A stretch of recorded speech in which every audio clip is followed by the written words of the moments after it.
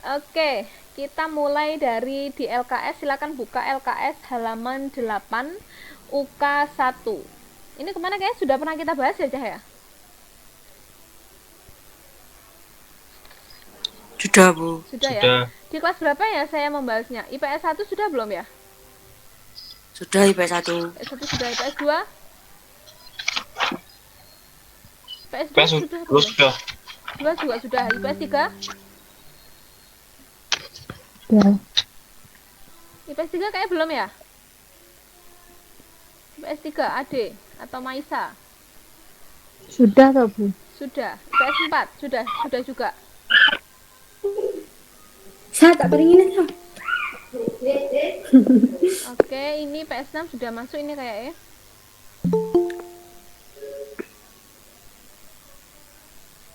Oke, Wes, ini karena IPS mungkin yang kelasnya saya ajar mungkin sudah ya.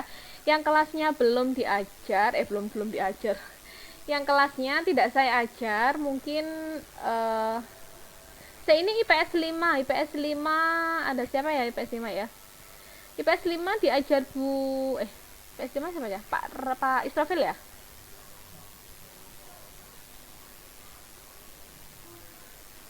IPS 5 Pak Israfil apa Bu Rosita ya kok IPS 5 itu?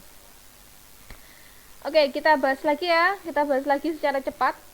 Langsung jawabannya aja atau dibahas per nomor? Dibahas per nomor aja, Bu. Per nomor lagi. Oke, yuk kita bahas. Bismillahirrahmanirrahim. Nomor 1 UK 1 nomor 1 halaman 8 ya.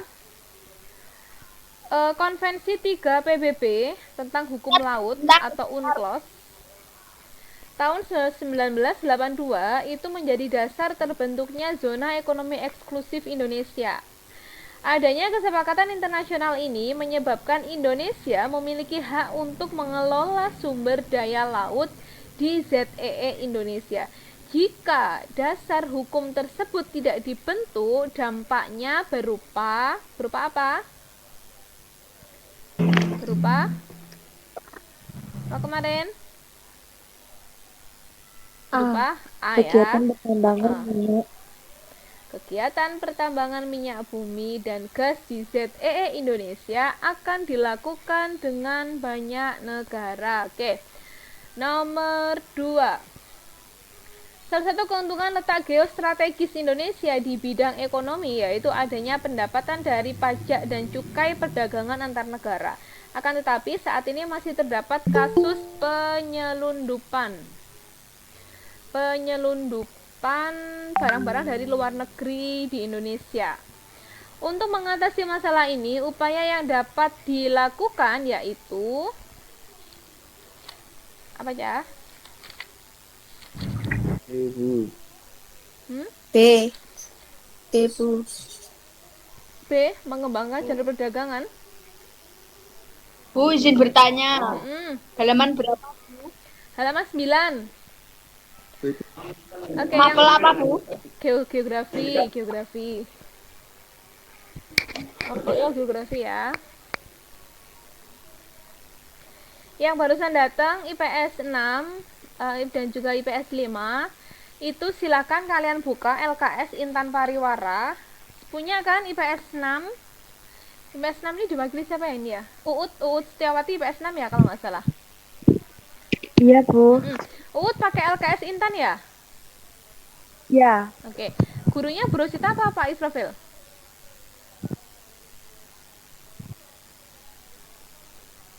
Halo?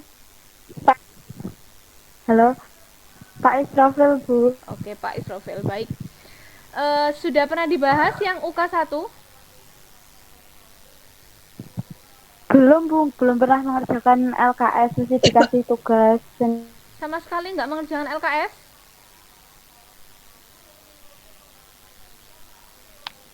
Oke, ya wes oke. Nomor 2 itu yang paling tepat ya. Yang paling tepat adalah sebentar. Pendapatan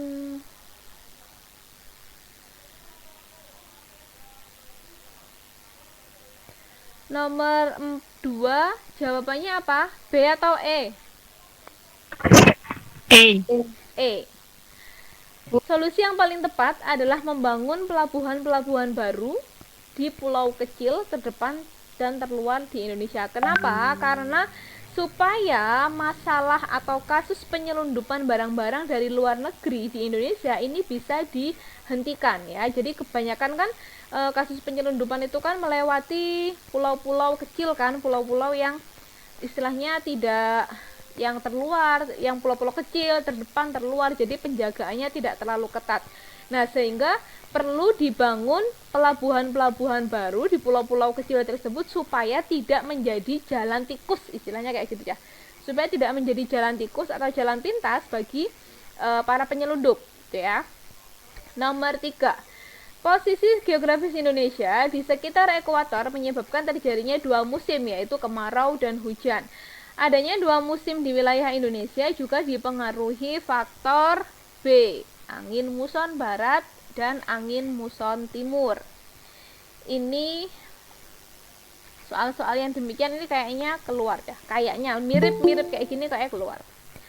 Kemudian letak Indonesia yang berada di 95 derajat BT sampai 141 derajat BT menyebabkan Indonesia mempunyai 3 zona waktu, yaitu WIB, WITA, dan WIT.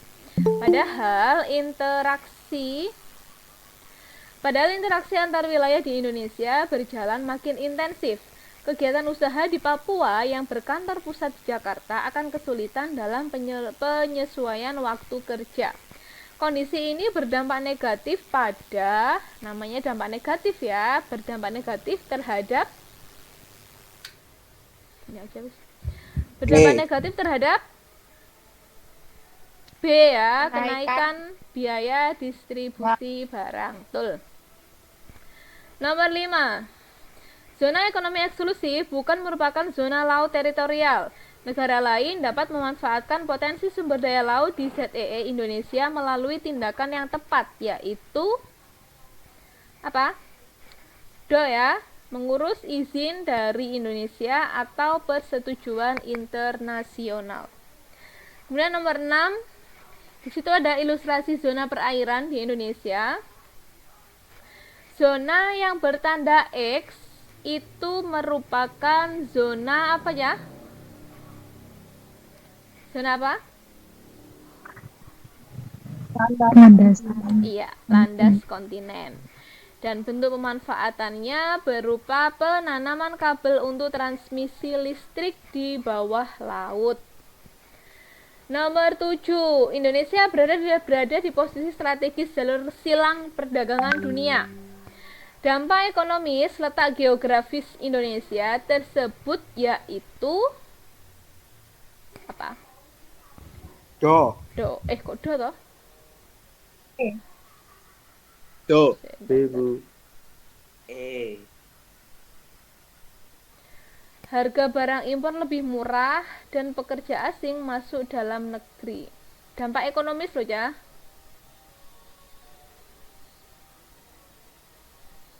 Sebentar.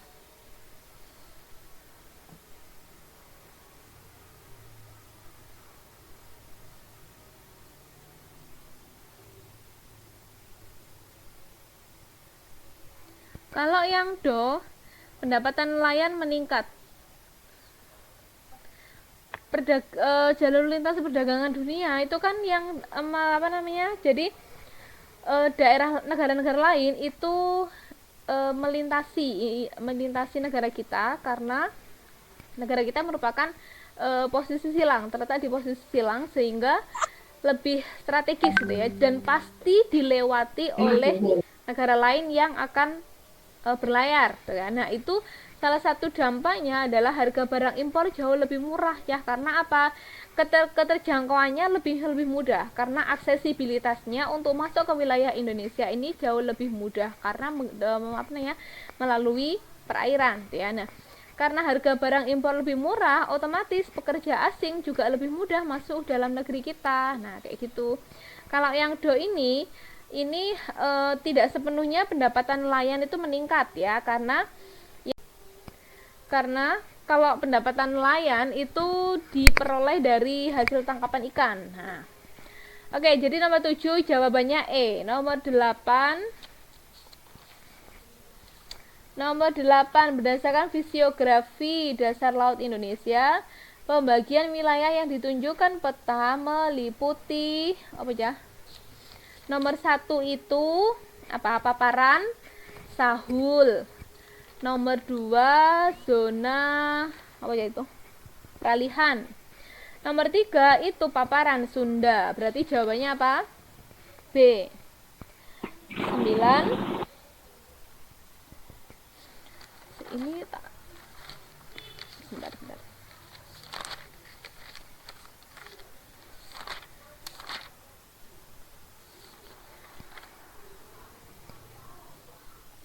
Ini nanti mungkin yang saya bahas tidak semuanya ya. Ini ternyata sudah saya pilihin ya. Saya pilihin yang soal-soalnya mirip keluar. Mirip keluar. Jadi tidak 100% keluar sama tapi mirip gitu ya. Nomor 9, ini sampai 10 dulu. Nomor 9, karakteristik morfologi dasar laut di wilayah barat dan timur Indonesia berbeda. Kedalaman laut Jawa di wilayah paparan Sunda itu rata-rata 100 meter. Sedangkan laut Flores dan laut Banda di paparan Sahul mempunyai kedalaman lebih dari 5.000 meter. Perbedaan karakteristik tersebut disebabkan oleh pengaruh apa? Pengaruh B ya, kemiringan lereng benua. 10 sebagai apa ini? Sebagai salah satu pulau terluar Indonesia, Pulau Marore di Sulawesi Utara mempunyai letak strategis terutama terkait penentuan batas wilayah laut antara Indonesia dan Filipina. Akan tetapi, berbagai faktor alam menyebabkan daerah ini mengalami proses abrasi yang intensif. Fenomena ini berdampak negatif terhadap apa ya? Terhadap aktivitas pembangunan infrastruktur. Bentar. Saya tak upload pemantapan materi.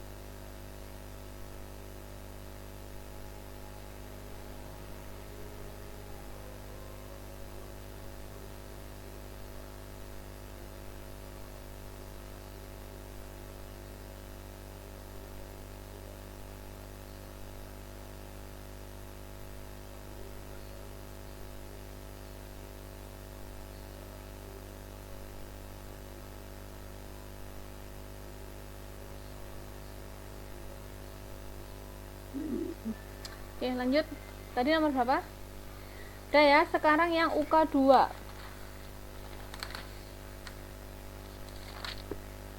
UK2 itu saya pilihin ya. Saya pilihin ya nomor 1. Kawasan Kepulauan Nusantara telah menjadi jalur perdagangan internasional sejak masa kerajaan. Untuk keperluan transportasi dan perdagangan, jalur laut lebih efisien karena apa? Karena apa ya?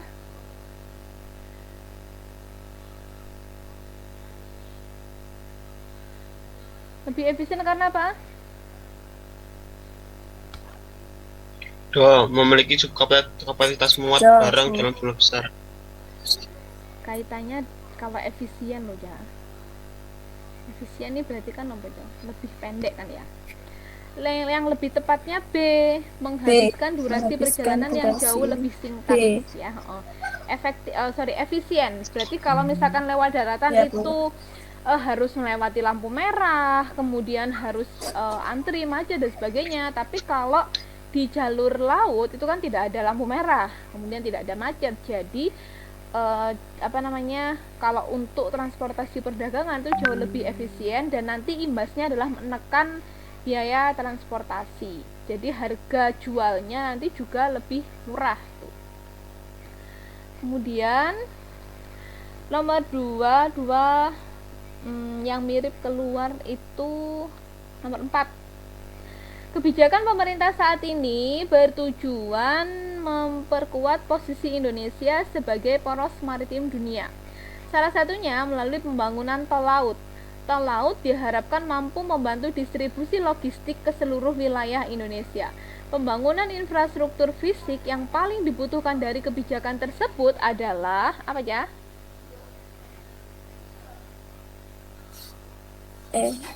B. B. Pelabuhan dan galangan kapal, yaitu itu hal yang paling penting ya untuk membangun tol laut. Jadi percuma kalau sudah ada tol laut tapi tidak ada pelabuhan dan juga tidak ada galangan kapal. Galangan kapal ini kayak nggih parkirane kapal ngono ya, digawe mengikat kapal. Jadi supaya kapal ketika dia menepi itu dia tidak hanyut terbawa arus. Nah, itu namanya galangan kapal. Itu ya. Jadi sudah ada tol laut yang diharapkan distribusi logistik ke seluruh wilayah Indonesia menjadi lebih cepat, sehingga harga jual barang itu tidak jauh berbeda. Kayak misalkan harga jual barang di Jawa dengan di Papua itu jauh beda ya. Di Papua itu kayak sayur-sayuran di Jawa itu kan paling enggak, kayak misalkan kangkung ning di Jawa itu paling 2.000-3.000 ya, tapi di Papua itu bisa sampai 10.000, 20.000. Kenapa demikian? Karena ongkos biaya transportasinya itu yang mahal. Tapi kalau misalkan semua itu bisa dilalui lewat tol laut dan juga sudah ada galangan kapal, sudah ada pelabuhan, maka itu akan menekan ongkir sehingga harga jualnya tidak melembung. Kemudian di UK2 itu soal yang mirip hanya ada 2 ya. Hanya ada 2. Lainnya nanti tetap kalian kerjakan ya. Supaya untuk latihan. Kemudian UK3 itu yang mirip nomor 5. UK3 halaman 24. Silakan dibuka nomor 5. Rumput laut mengandung polarisakarida yang berfungsi bagi manusia untuk memperlancar sistem pencernaan makanan. Selain itu, rumput laut dapat digunakan untuk mengendalikan penyakit diabetes dalam tubuh. Berdasarkan karakteristik tersebut, rumput laut dapat dimanfaatkan sebagai apa? A. Bahan pangan penduduk, betul ya. Nomor 5A. Kemudian langsung nomor 10. Potensi perikanan di laut sangat besar dan dapat dimanfaatkan untuk kehidupan. Akan tetapi, pemanfaatan tersebut harus dilakukan dengan bijak sehingga kelestarian lingkungan tetap terjaga. Karakteristik penangkapan ikan yang mengacu pada prinsip ramah lingkungan yaitu yang mana?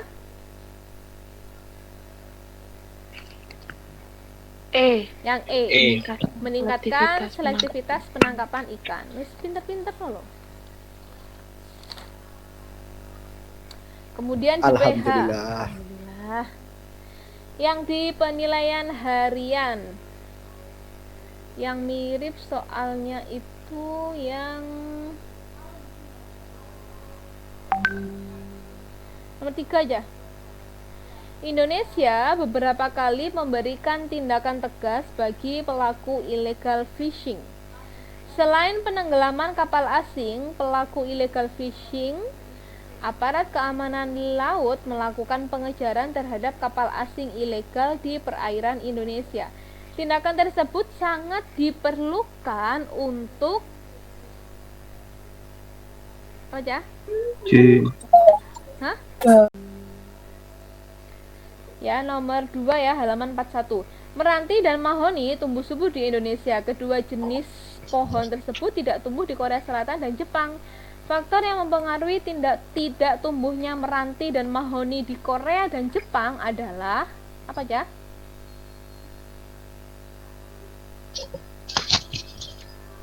Apa kira-kira? Topografi. Apa? Topografi. Penyinaran matahari dan topografi, Bu. Penyinaran matahari dan topografi. C. Penyinaran matahari dan topografi. Enggak, kurang tepat. Ada faktor yang paling mempengaruhi lagi. Oh. Apa? Kedok, curah hujan dan penyinaran matahari. Ya, kalau ketinggian topografi ini Jepang dengan Korea kan topografinya hampir sama. Itu tidak terlalu berpengaruh ya, tapi yang paling berpengaruh itu adalah curah hujan dan juga penyinaran matahari. Kenapa bisa berbeda antara curah hujan dengan penyinaran matahari? Kenapa bisa berbeda di setiap wilayah? Di Indonesia maupun di Korea dan Jepang kenapa bisa berbeda curah hujannya, penyinaran mataharinya kenapa berbeda? Iya, beda iklim. Beda iklim dikarenakan karena apa, Ham?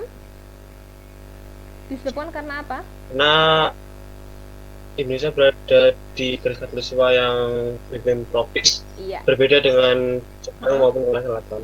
Iya, betul. Jadi perbedaan iklim itu dipengaruhi karena perbedaan letak lintang ya. Tuh, kemudian nomor 3. Dari UK banyak yang mirip soalnya, banyak yang keluar mirip. Vegetasi alam di Kalimantan adalah hutan hujan tropis.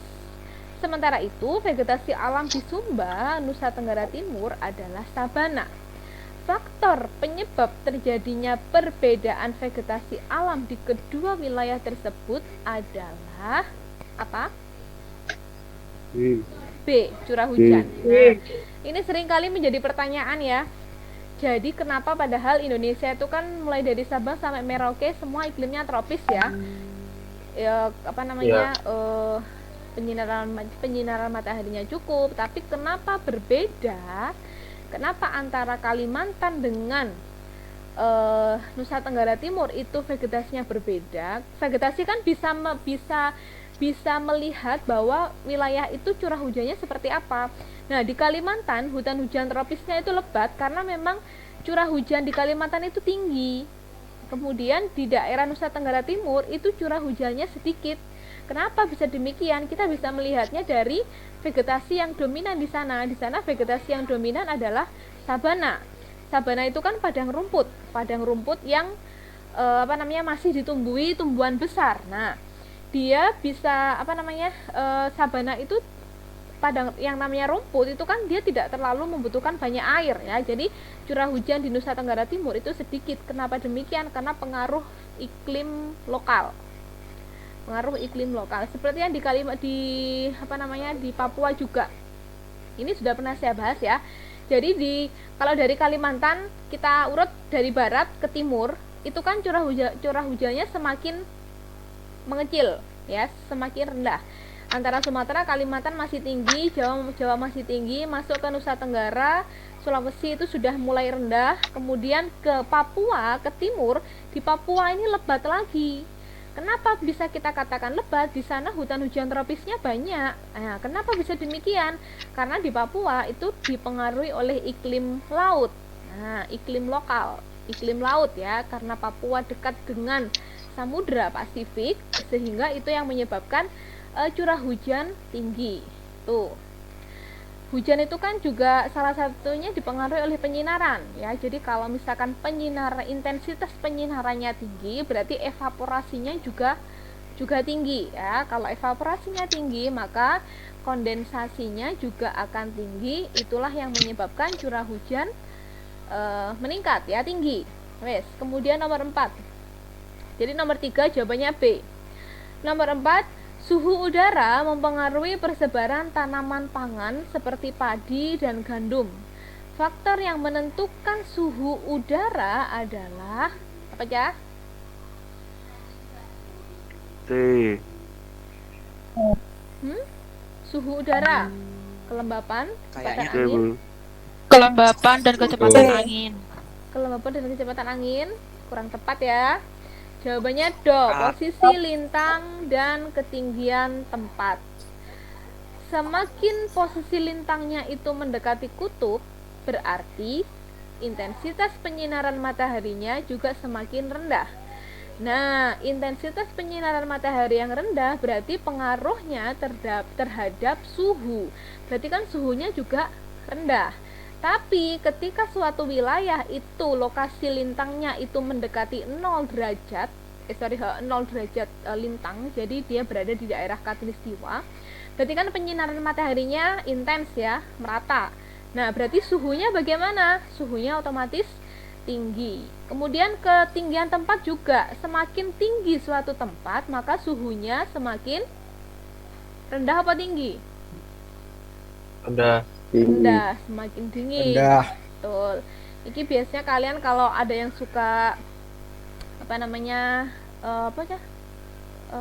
hiking, nah suka mendaki gunung, ini biasanya tahu banget nih kalau misalkan sudah mencapai ketinggian sekian ribu kilometer di atas permukaan laut, ini ketinggiannya sudah beda ya. Kalian kalau misalkan pernah main ke Serah Kencong ya, Serah Kencong kan sekarang sudah menjadi destinasi wisata yang sudah tidak asing lagi kan, sudah banyak dikunjungi. Itu kan dia ketinggiannya berapa itu? Sekitar 1000 sekian ya, 1000 sekian di atas permukaan laut. Nah, itu ketika sore, menjelang sore jam 2 jam 3 itu kabut sudah mulai turun. Nah, itu menandakan bahwa suhunya semakin rendah. Oke. Kemudian nomor 6 ya. Nomor 5. Nomor 5 keluar enggak ya? Oh. Nomor 6. Hutan hujan tropis tanpa hijau sepanjang tahun, tanpa terpengaruh musim. Sementara itu, hutan luruh di daerah iklim sedang itu menampakkan daun yang berwarna-warni pada musim gugur. Fenomena tersebut terjadi karena perbedaan apa? Perbedaan apa? Apa? Desi apa?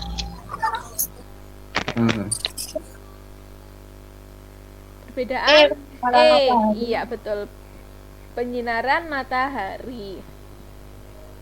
Sebenarnya pun juga ya, kenapa di Indonesia itu hanya ada 2 musim, dan di daerah beriklim sedang, beriklim subtropis sedang itu ada 4 musim. Ada musim panas, musim dingin, musim gugur, dan juga musim semi.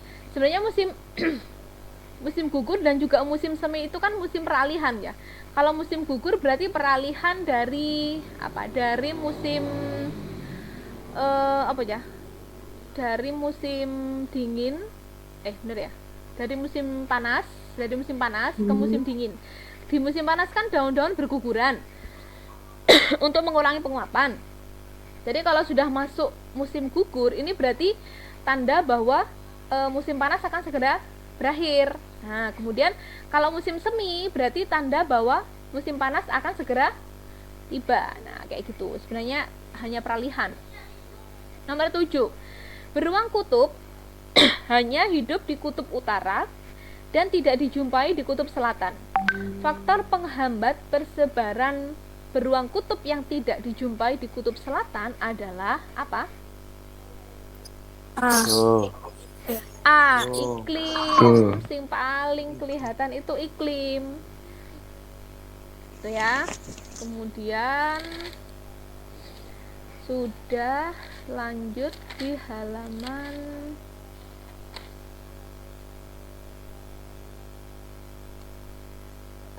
50 UK 3. Nomor 1. Perhatikan ciri-ciri wilayah berikut. Curah hujan tahunannya sangat sedikit, kemudian musim dingin yang panjang, hampir seluruh wilayahnya tertutup salju. Vegetasi alam yang tumbuh di wilayah dengan ciri-ciri tersebut adalah apa ya?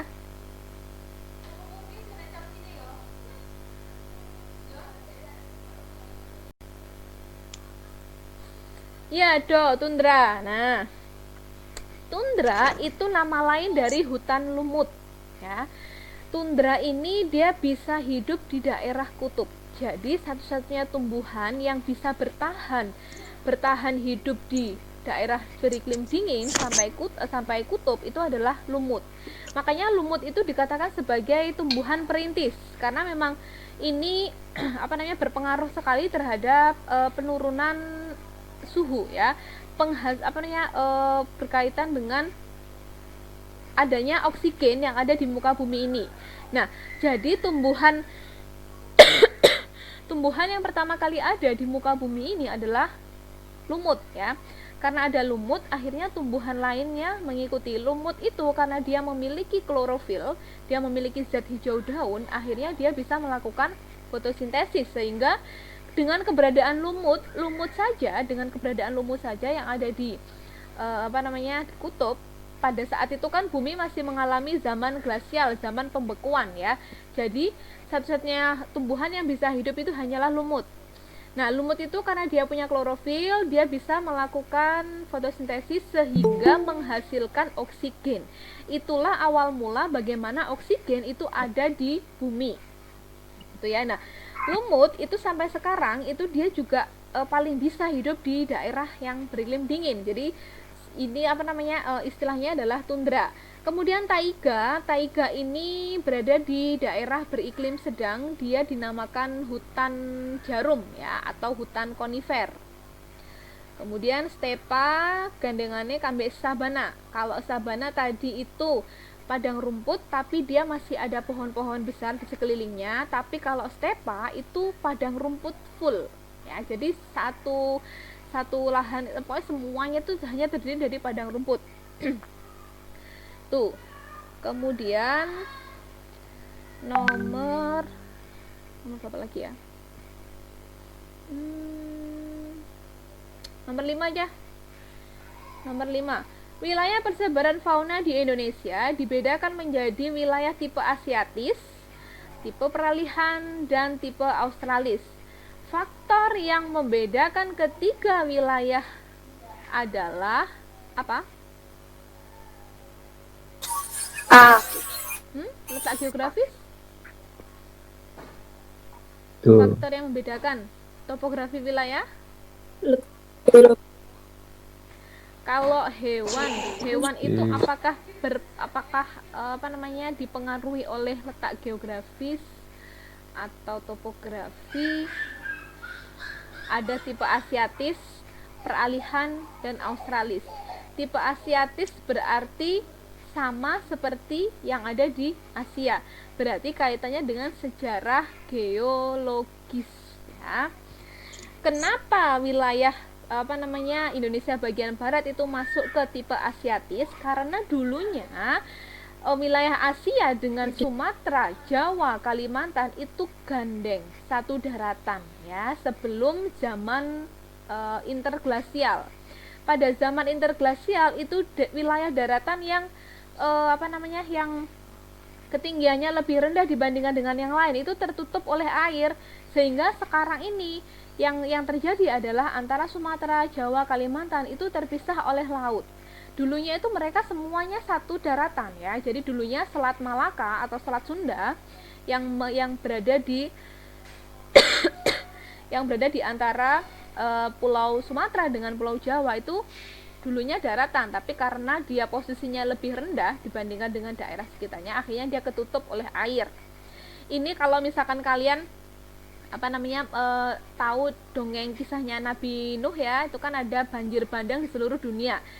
Banjir bandang di seluruh dunia itu dulu terjadi karena zaman interglasial. Jadi pencairan kutub es utara secara besar-besaran sehingga seluruh dunia itu mengalami banjir bandang. Akibatnya adalah wilayah yang lebih rendah itu ketutup oleh air. Nah, makanya dulunya fauna yang ada di Sumatera, Jawa, Kalimantan itu mirip dengan yang ada di Asia karena memang dulunya satu rangkaian. Berarti itu berkaitan dengan sejarah geologis. Oke, lanjut nomor 7. Kalau saya terlalu cepat bilang ya. Nomor 7. Fauna di Sumatera bertipe asiatis, sedangkan fauna di Papua bertipe australis. Contoh fauna khas Papua adalah apa? Kasuari ya. Pena elek niteni ini ya. Fauna Indonesia Barat atau tipe asiatis itu karakteristiknya hewannya besar-besar, hewan besar dan juga buas. Ada gajah, harimau, badak bercula, kemudian zebra itu kan ya. Kemudian kalau wilayah peralihan itu wilayah hewannya endemik. Hewannya itu hanya ada di Indonesia saja. Kayak contohnya anoa, kemudian komodo. Nah, itu hewan endemik ya. Kemudian yang ada di Australis, Papua itu hewannya cantik-cantik, kayak misalkan burung merak, burung kasuari, burung-burung yang cantik. Nah, itu semuanya berada di Australis atau Papua gitu ya. Oke, sudah lanjut yang halaman 56. Halaman 56 yang nomor 1. Banyak tumbuhan pandan berduri di daerah pantai timur Pulau Bali dimanfaatkan oleh penduduk setempat untuk aktivitas ekonomi. Aktivitas ekonomi yang sesuai dengan potensi alam di daerah tersebut adalah apa? Perikanan dan kerajinan. Perikanan dan kerajinan ini gitu ya. Adanya pertanian dan kerajinan. Apa yang dimaksud? Pertanian dan kerajinan kerajinan. dan perikanan tangkap. Kerajinan dan perikanan tangkap. Mana yang mengatakan perikanan tangkap?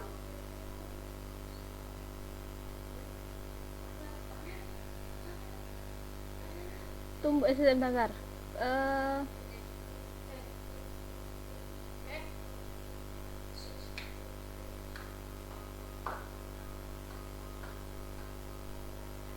Dia benar-benar di daerah pantai timur Pulau Bali. A apa C?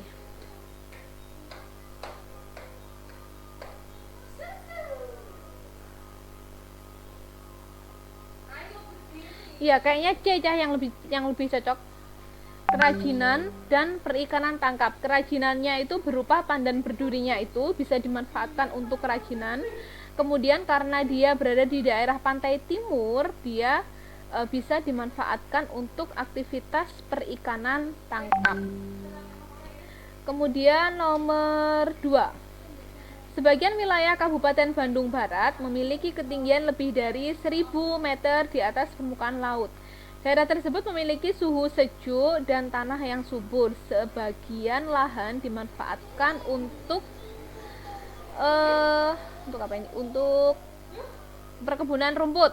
Nah, aktivitas ekonomi yang sesuai di wilayah tersebut adalah apa? Adalah apa? Ada yang bisa jawab? Adalah apa? Peternakan sapi perah. Kemudian nomor 3. Cendana, meranti, dan gaharu merupakan jenis flora asli Indonesia yang makin terbatas jumlahnya. Sementara itu, negara lain berhasil mengembangkannya dan mendapat keuntungan ekonomi. Fenomena ini perlu disikapi dengan apa? Jawabannya? Melakukan konservasi melalui kerjasama negara lain. Iya, betul. 3C. Nomor 4. Beberapa jenis hewan seperti sapi, ayam, dan bandeng dimanfaatkan sebagai bahan pangan bagi penduduk. Bahan pangan tersebut penting untuk mendukung kesehatan penduduk karena bernilai gizi tinggi. Ya, betul. Bernilai gizi tinggi. Betul. Nomor 5. Makin berkurangnya luas hutan di Kalimantan mengakibatkan populasi orang hutan itu makin menurun. Kondisi ini berdampak bagi kelangsungan hidup satwa khas Kalimantan, yaitu apa? Apa jawabannya nomor 5? Ancaman kepunahan satwa Iya. langka. Ancaman kepunahan satwa langka. Betul ya? Terus nomor 6. Nomor 6 itu apa, Cah? Taman Nasional mana itu? Do. Kayan Taman Mentarang ini Nasional kayak Kayan nggak keluar Mentarang. ya? Kayak loh ya. Terus nomor 8. Dalam kegiatan penangkapan ikan, nelayan perlu menerapkan prinsip berkelanjutan agar tidak merusak terumbu karang. Kerusakan terumbu karang perlu dicegah dengan upaya konservasi. Contoh upaya konservasi terumbu karang adalah yang mana? B. Mengembangkan wisata alam bawah laut. Betul ya. Kemudian mana lagi ya?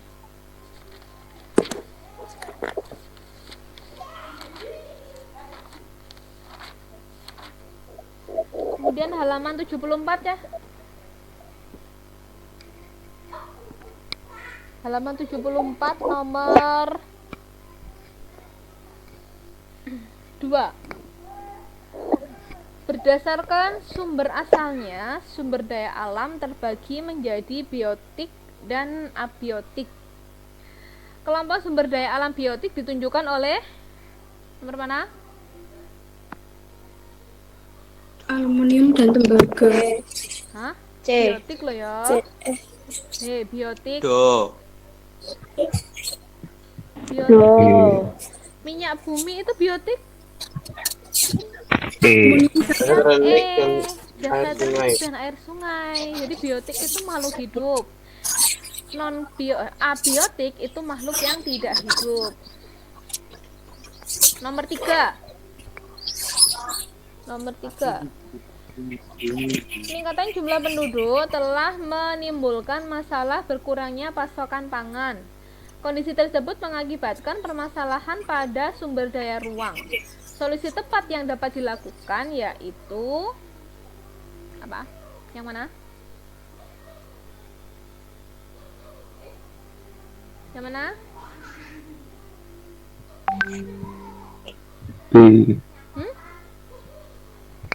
Yang mana? B. Menertibkan penggunaan lahan. Yang paling tepat adalah yang C. Menggunakan teknologi pangan. Makanya kenapa orang luar negeri itu ya, padahal penyinaran mataharinya tidak terlalu banyak ya, nggak seperti di daerah kita, kemudian tanahnya juga nggak terlalu subur, tapi mengapa mereka itu kayak misalkan mana ya, Belanda itu kan menjadi penghasil kalau nggak salah gandum ya, Amerika gandum. Amerika gandum. Kenapa bisa demikian? Karena mereka menggunakan teknologi pangan gitu loh. Jadi mereka memanfaatkan teknologi untuk mengolah pertanian. Berbeda dengan kita masih menggunakan teknologinya belum secanggih luar negeri. Nomor 4. Hutan merupakan sumber daya terbarukan. Meskipun demikian, pemanfaatannya dapat mengganggu keseimbangan lingkungan. Pemanfaatan sumber daya tersebut yang tepat dilakukan dengan apa? Do. Menerapkan sistem tebang tanam. Ya, betul. Menerapkan sistem tebang tanam. Nomor 5. Ya, do. Nomor 5.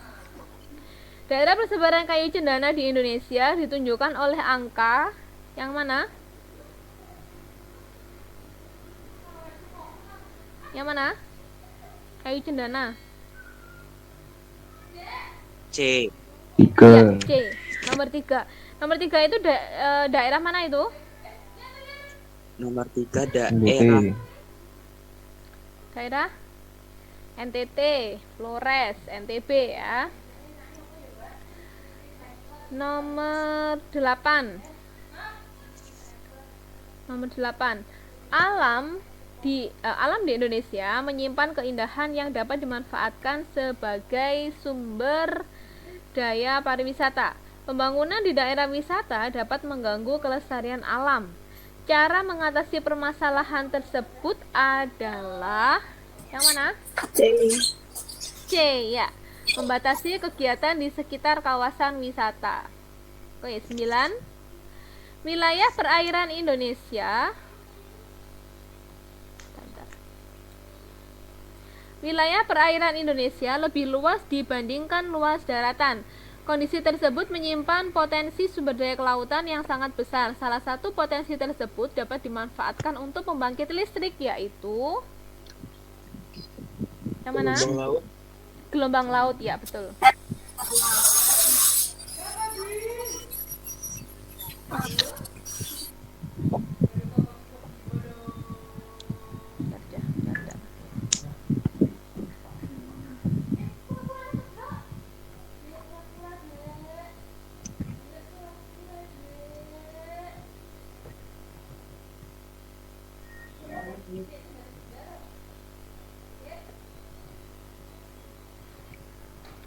Nomor 10.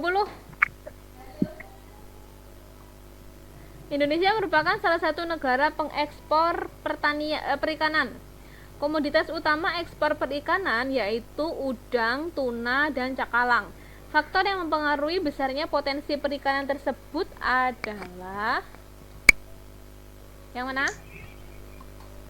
Adanya arus hangat. Adanya arus hangat di perairan laut. Lanjut.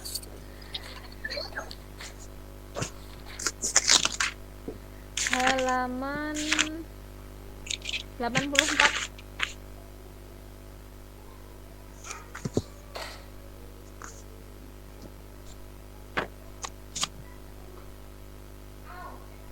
Bentar ya.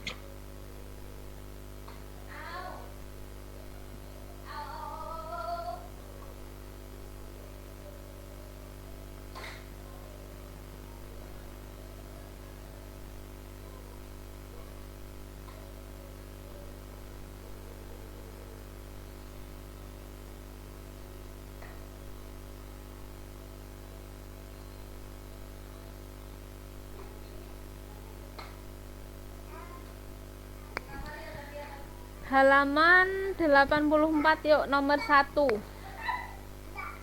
Keterbatasan sumber daya alam mendorong manusia mengelola sumber daya alam dengan prinsip berkelanjutan. Tujuan utama prinsip tersebut adalah yang mana?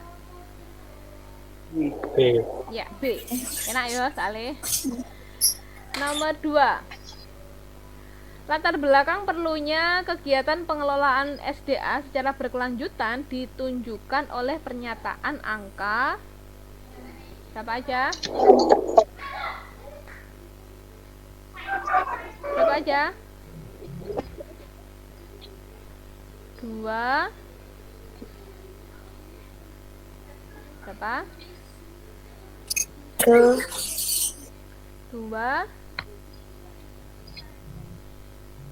24. 245. Nomor 5. 245. Nomor 3. Kegiatan pertambangan batu bara dilakukan dengan penggalian tanah sehingga membentuk danau besar ketika ditinggalkan. Keberadaan danau tersebut mengancam kehidupan masyarakat di sekitar lokasi penambangan. Upaya penyelesaian masalah tersebut dengan prinsip berkelanjutan yaitu yang mana? Yang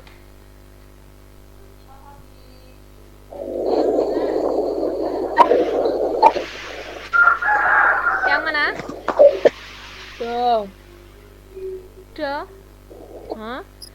Berkelanjutan C. Melakukan reklamasi pada danau bekas tambang. Oke, nomor 4. Salah satu ciri pembangunan berkelanjutan yang diterapkan dalam kegiatan pengelolaan SDA pada gambar yaitu apa ya? B. B.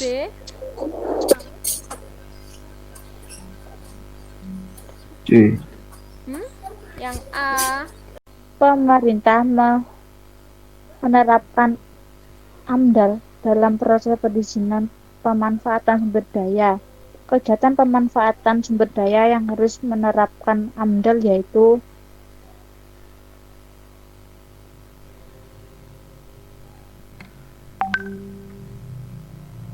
Yang mana?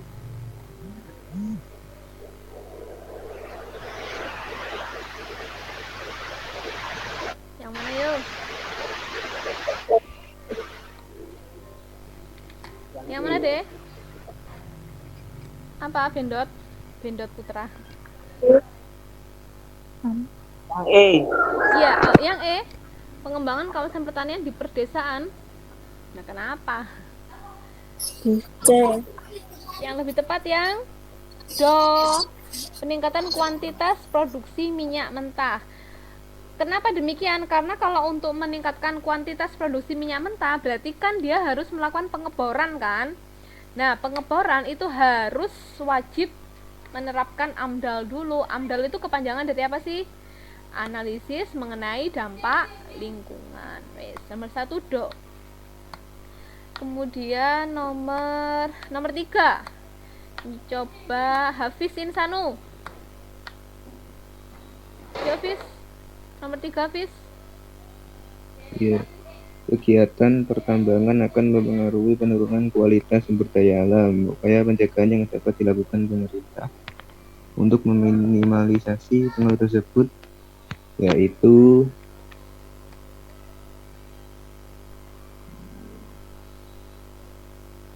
Meminimalisasi berarti sebelum terjadi apa Hafiz?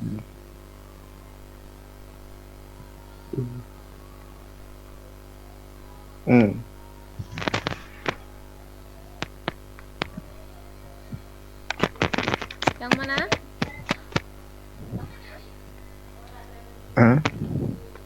Melakukan teknologi tepat guna.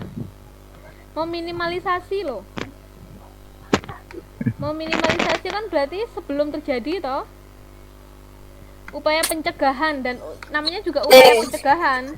Berarti yang C. Ya, melakukan pengkajian prakonstruksi.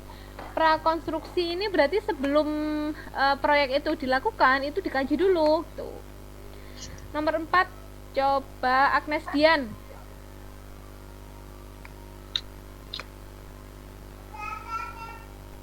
Nomor 4, kota-kota besar di Indonesia rata-rata memiliki lahan yang terbatas dengan pertumbuhan penduduknya sangat tinggi. Untuk mengatasi permasalahan ruang pemerintah membangun rumah susun dan apartemen, akan tetapi kegiatan pembangunan tersebut menimbulkan dampak berupa krisis air bersih karena hilangnya daerah resapan.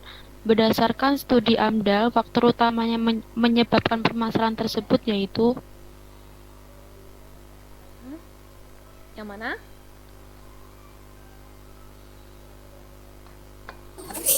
E. Yang E. Yang E, melebihi kapasitas.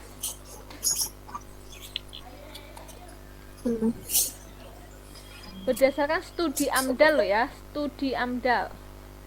Berarti yang lebih tepat yang Do. Yang Do-nya pelaksana kegiatan tidak memperhitungkan kebutuhan air. Wes, dari UK3 sudah sekarang halaman masuk ke bab 4 ketahanan pangan. Yuk, halaman 105. Coba Anggundela. Anggundela on. Oke, sebenarnya nggak on. Aprilia Bekti. Aprilia Bekti ini IPS 5 ya, April? IPS 4, Bu. Oh, IPS 4. Yuk, silakan yuk. 105 April. Nomor berapa, Bu? Nomor 1 halaman 105. Pertumbuhan penduduk dapat menyebabkan kelangkaan pangan. Salah satu upaya mengatasi masalah tersebut yaitu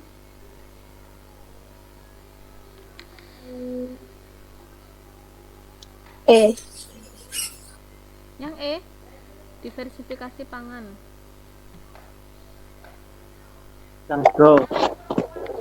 Membuka lahan pertanian baru. C. Yang paling tepat yang C, meningkatkan produksi beras. 1C ya. Nomor 2, coba Desi Fitriana. Ini Desi PS 6 ya, Des? IPS 4, Bu. Oh, salah ya. Aku pengen dengar suaranya IPS 4, sih. IPS 4 siapa sih ini?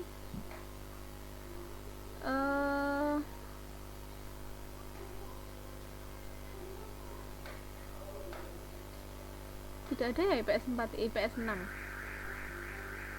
Maya Putri itu IPS berapa, Mai? Maya Putri masih on? Masih, Bu. Ya. IPS berapa, Mai? IPS 5. Oke, yuk, ayo Mai. Nomor 1, Mai. Halaman 105. Nomor berapa, Bu? Nomor 2, halaman 105. Satu sudah, Bu. 105. Nomor 2. Ya. Ketahanan pangan dapat tercapai melalui beberapa komponen yang harus dipenuhi. Komponen tersebut ditunjukkan oleh Yang mana? Yang mana? Do. Komponen Do. kecukupan pangan, kualitas pangan, keamanan pangan. Kalau di LKS di depan itu kayaknya yang mana, Cah? Yang A. Bukan, Bu. B. B. Yang B, ya, B. Suplai pangan, stabilitas ketersediaan, dan keterjangkauan pangan. Ini maksudnya kayak gini ya. Sebuah kondisi di mana ketahanan pangan kita stabil itu kalau ketiga komponen ini tercukupi. Mulai dari suplai panganan, suplai pangan ini berarti kaitannya dengan produktivitas pangan ya. Kalau produktivitas dalam negeri itu mencukupi, maka suplai pangan kita aman ya. Kemudian stabilitas ketersediaan. Ketersediaan ini juga hampir sama ya dengan pengaruhnya dengan produktivitas tadi itu. Kemudian keterjangkauan pangan. Berarti semua daerah ini bisa menjangkau. Nah, berarti kaitannya dengan aksesibilitas, kemudahan transportasi, itu keterjangkauan pangan. Wes, kemudian nomor 3, silahkan Muhammad Hasif. Nomor 3. Masih on, Hasif?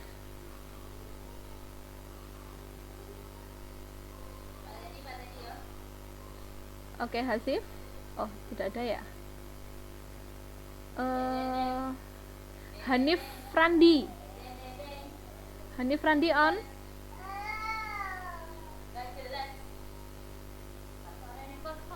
Hanif Randi.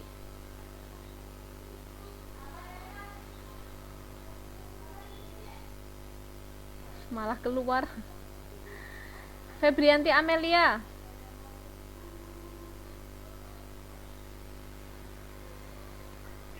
Iya, Bu. Yuk, nomor 3 ya, Mel. Febrianti. Indonesia dikenal sebagai negara agraris. Meskipun demikian, saat ini terjadi pergeseran aktivitas masyarakat ke sektor industri. Dampak negatif fenomena tersebut adalah Apa?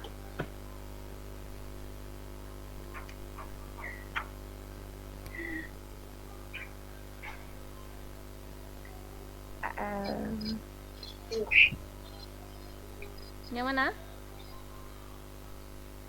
yang B.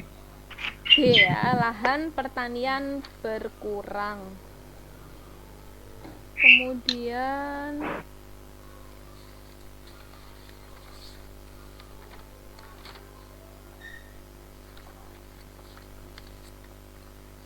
nomor 4,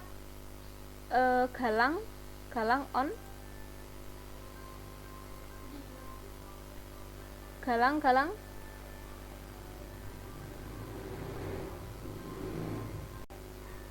Oke, Lydia Grace. Ayo Grace, nomor 4 Grace.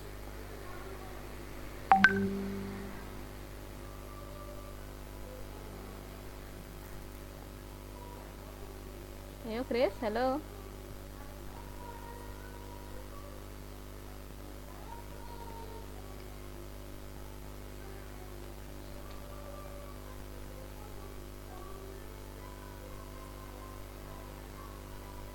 Halo Lydia Grace, tersambung?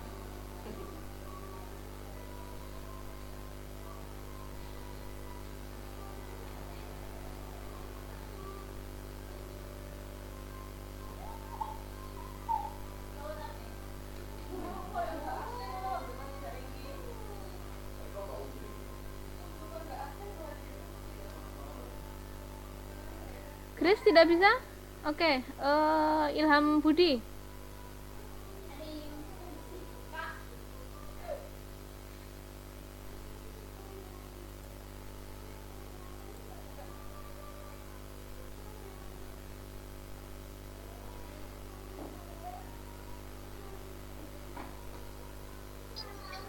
Ilham? Nomor 4, Bu. Ya, nomor 4. Masyarakat Indonesia Timur dan Indonesia Barat memiliki perbedaan jenis makanan pokok.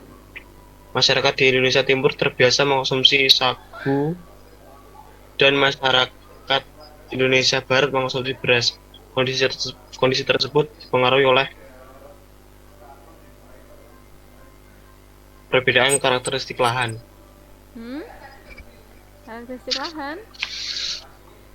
Yang paling tepat adalah ketersediaan lahan pertanian. Oh ya. 4E ya. Nomor 6.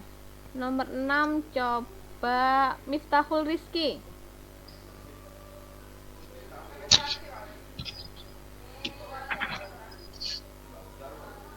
Rizky? Rizky masih on?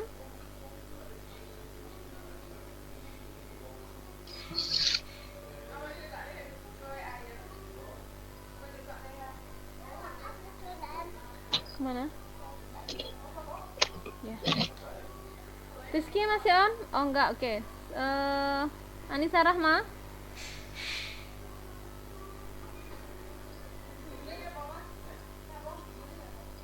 Anissa Rahma on? Oke. Nomor 6 Yunis. Hewan ternak yang sesuai dikembangkan di daerah sabana seperti wilayah Nusa Tenggara Barat ditunjukkan oleh angka.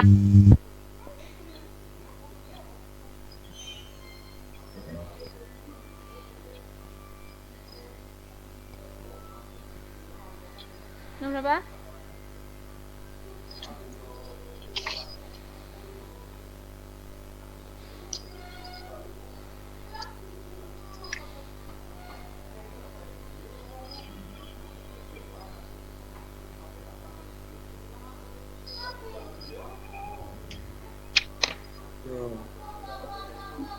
Do, C, 2, 3, dan 4. Yuk nomor 9. 9.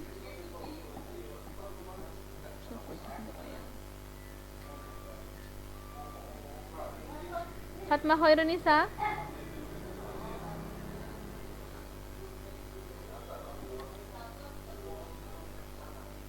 Fatma Khairunisa on.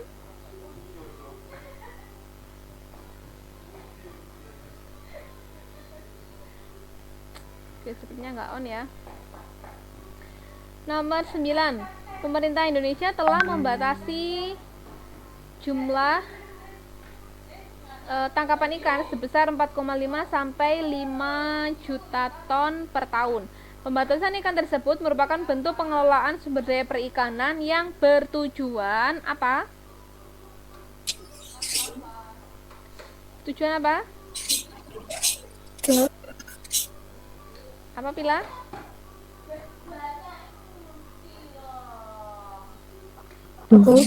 Do ya, menjamin keberlanjutan produktivitas. Ya, nomor 10 Rizky. Ya. Nomor 10 Rizky, ya Rizky yuk. Indonesia memiliki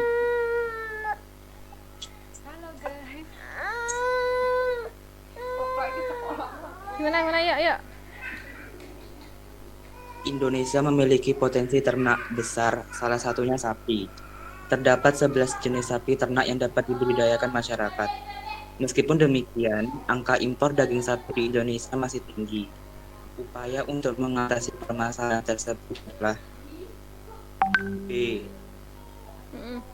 Mengembangkan sentra pertanian sapi lokal, ya betul. Yuk lanjut, Yes. halaman 112.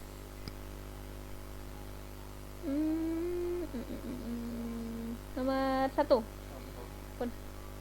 Nomor 1. Beberapa industri di Indonesia mengandalkan bahan industri dari negara lain. Masalah tersebut dapat diatasi dengan upaya apa? Upaya apa? Ya, meningkatkan produksi bahan baku lokal. Yuk, 2 Desi. Ayo Des.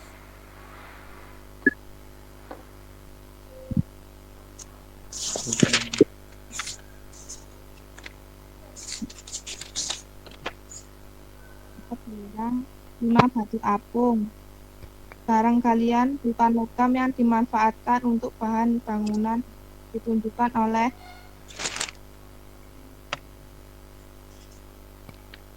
A.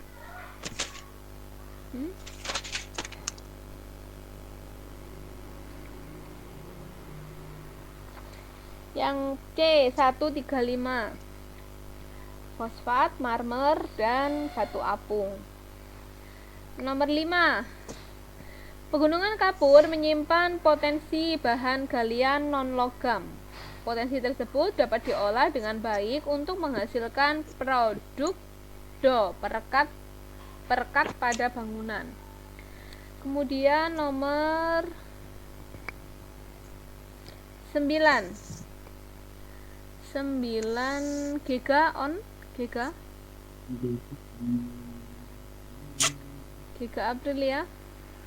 Aprilia. Giga adakah? Ilham Puja.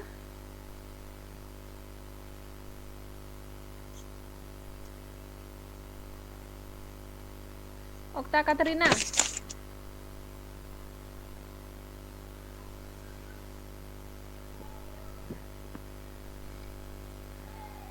Okta Katerina nggak on juga. Lutfi. Nomor berapa, Bu? Nomor 9, Vi. Indonesia memiliki sumber daya alam yang melimpah. Kekayaan tersebut dapat digunakan untuk mewujudkan kemandirian industri. Upaya yang dapat dilakukan untuk mewujudkan tujuan tersebut yaitu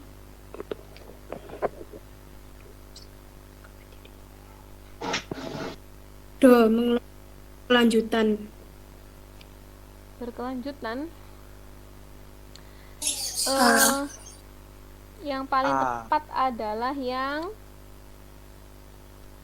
apa? Menggunakan teknologi modern. Kemudian halaman 120. Nomor 1. Arah pembangunan ketahanan energi di Indonesia mendorong pengembangan energi baru dan terbarukan. Pengembangan energi tersebut dipilih karena memiliki keunggulan, yaitu apa?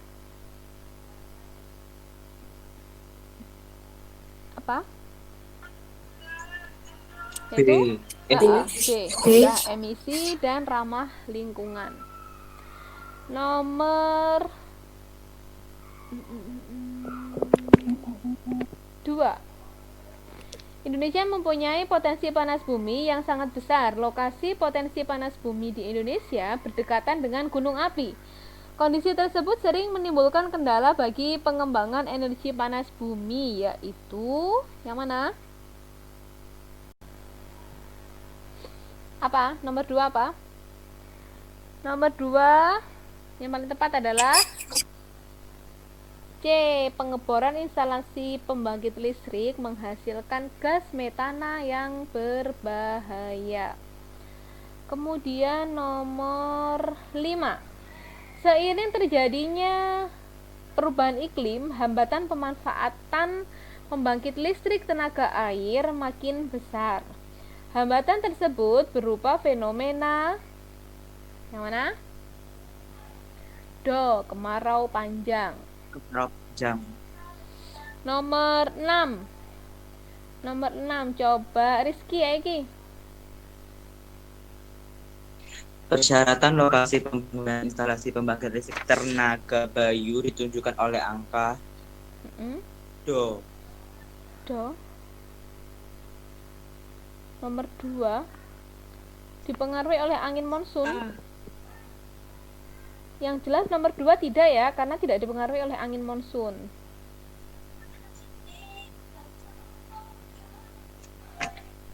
Tenaga bayu itu apa toh? Angin kan?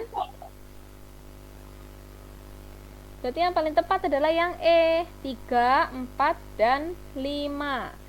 Kalau dipengaruhi angin monsun kan berarti anginnya tidak konstan.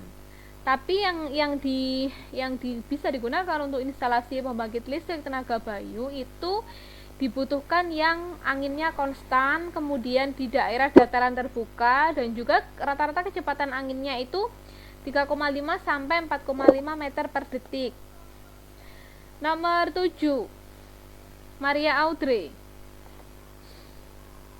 Masih on Maria Audrey? Masih, Bu. Oke, yuk nomor 7. Pemasangan turbin angin dalam pengelolaan angin sebagai sumber energi dapat dilakukan secara offshore. Kelemahan pemasangan turbin angin dengan cara tersebut yaitu Bu. Memicu terjadinya proses abrasi. Kelemahan ya, yang lebih tepat yang Do. Sulitnya pemasangan generator di tengah laut. Oke, sudah selesai. Beres. Oke, beres tepat jam 2:03 seperti yang saya perkirakan ya.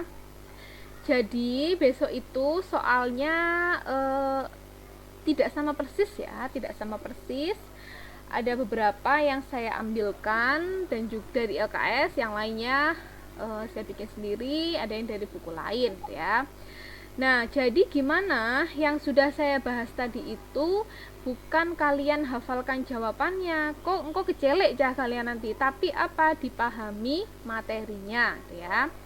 Kemudian untuk tugas ya, sekali lagi saya paling nggak seneng ya nagih-nagih tugas gitu ya, koyok rasanya koyok ngejar-ngejar apa gitu ya. Kesadaran sendiri ya. Jadi kalau misalkan merasa belum mengerjakan tugas, silahkan dikerjakan, dikumpulkan tetap di Google Class ya.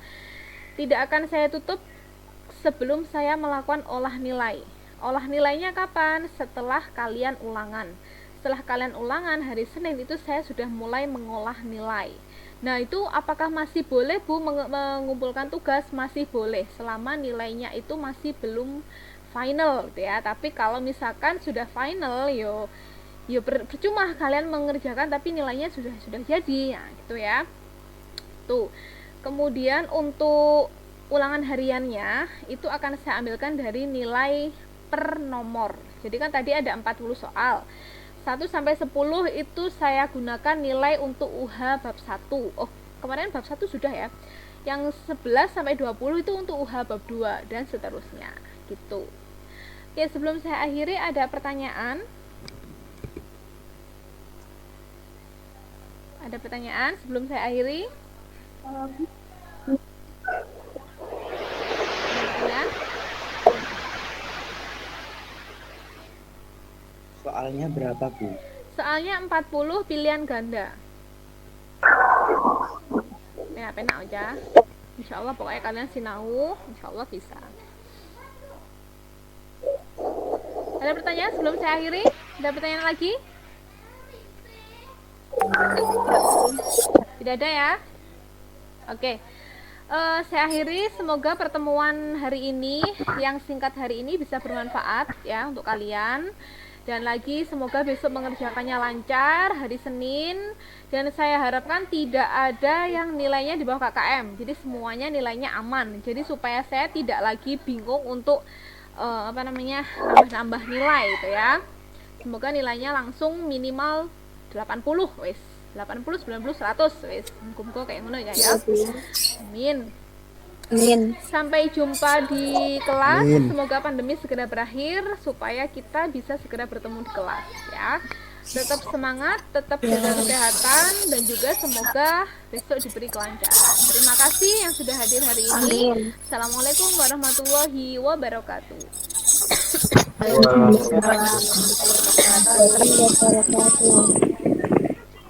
Tak sampai.